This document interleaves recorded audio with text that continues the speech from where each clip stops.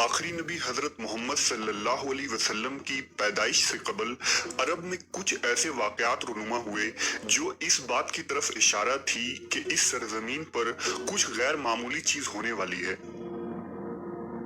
उन वाकयात में एक हैरत अंगेज वाकया असहाबे फील और अबाबील का हादसा है, जिसे अल्लाह ने कुरान मजीद के सूरह फील में भी जिक्र किया है और जो अरबों की तारीख का एक अजीब सानिया था। हजरत मोहम्मद सल्लल्लाहु अलैहि वसल्लम की विलादत से कबल अरब के जुनूब में वाक़े मुल्क यमन पर एक बादशाह की हुकूमत थी जिसका नाम अबरहा इब्न अशरम था। अबरहा नसरानी था और किसी जमाने में हबशा के बादशाह नजाशी का कमांडर रह चुका था। उसने यमन के बादशाह जुनवास को एक जंग में शिकस्त देकर खुद को नजाशी का वफादार साबित किया। इस तरह नजाशी ने अबरहा को यमन के तख्त पर बिठा दिया। जब अबरहा को मालूम हुआ कि अरब के लोग काबा को निहायत ही मुकद्दस तस्वुर करते हैं और हर इलाकों से लोग काबा की जियारत के लिए मक्का का सफर करते हैं, तो उसने यमन के दारुल खिलाफा सना में एक अजीम और निहायत ही खूबसूरत गिरजाघर तामीर करवाया। कहते हैं कि उस जमाने में पूरी सरजमीन पर इससे ज्यादा खूबसूरत और आलीशान गिरजा कहीं नहीं था।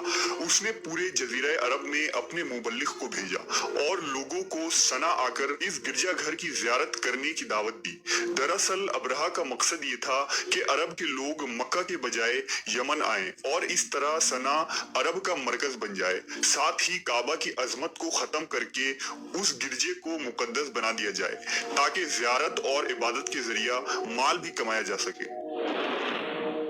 जब अरब के लोगों को उसके इस इरादे का इल्म हुआ तो वो तैश में आ गए और बहुत ही गजबनाक हुए। बावजूद इसके कि अरब के बेशतर कबीले मुशरिक थे, मगर वो काबा शरीफ की बहुत ही इज्जत और एहतराम करते थे, क्योंकि ये जगह हजरत इब्राहीम अलैहिस्सलाम के आसार और मकाम से मंसूब था। लिहाजा मुशरिकीन अरब ने अबरहा के इस अमल को अपने दीन के लिए खतरा जाना। खासकर कुरैश मक्का इससे बहुत ज्यादा खौफ हुए। लिहाजा बनु किनाना का एक शख्स गुस्से में यमन गया और एक रात उस गिरजे में दाखिल होकर एक हिस्से में आग लगा दी, जबकि दूसरे हिस्से में निजासत और गंदगी फैला दी। जब अबरहा को इसकी खबर मिली तो उसने अपना सब्र खो दिया और मसीह की कसम उठाते हुए कहा कि वो अपने इस इबादत खाने की तौहीन का बदला काबा पर हमला करके लेगा।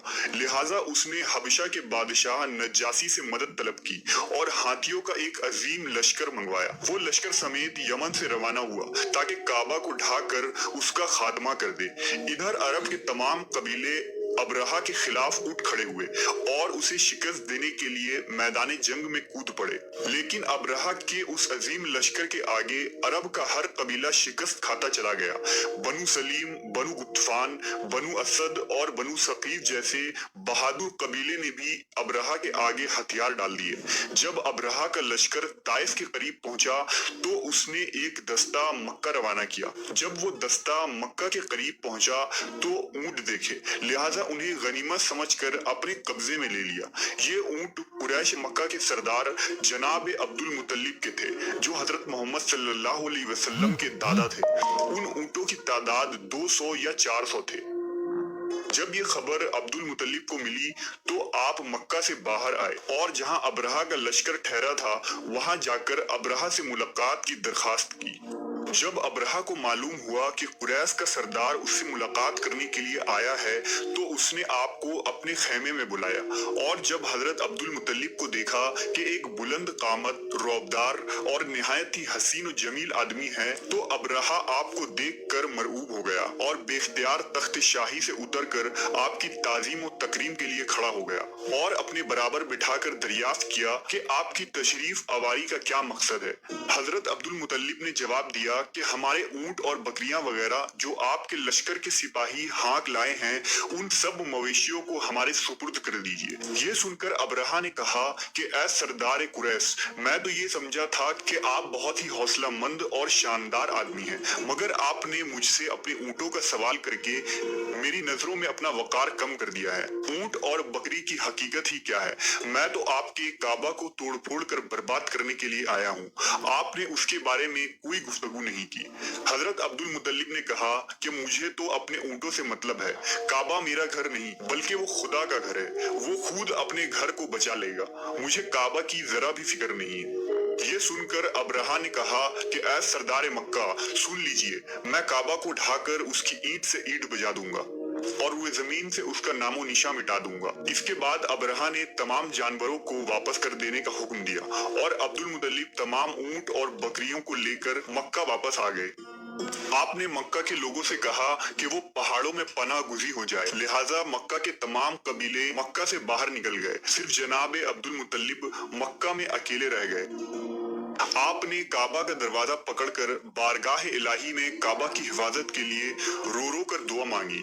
ऐ अल्लाह, बेशक हर शख्स अपने अपने घर की हिफाजत करता है, लिहाजा तू भी अपने घर की हिफाजत फरमा और सलीब वालों और सलीब के पुजारियों के मुकाबले में अपनी इताअत शुआरों की मदद फरमा। अब्रहा जब सुबह को काबा ढाने के लिए अपने लश्कर जर्रार और हाथियों की कतार के साथ आगे बढ़ा और मकाम मगमस में पहुंचा तो खुद उसका हाथी, जिसका नाम महमूद था, एकदम बैठ गया। वो अपने हाथी पर जितना दबाव डालता वो आगे न बढ़ता था, लेकिन जब वो उसका रुख यमन की तरफ करता तो वो फौरन चल पड़ता। अब्रहा इस वाक़े से सख्त मुताज्जिब हुआ।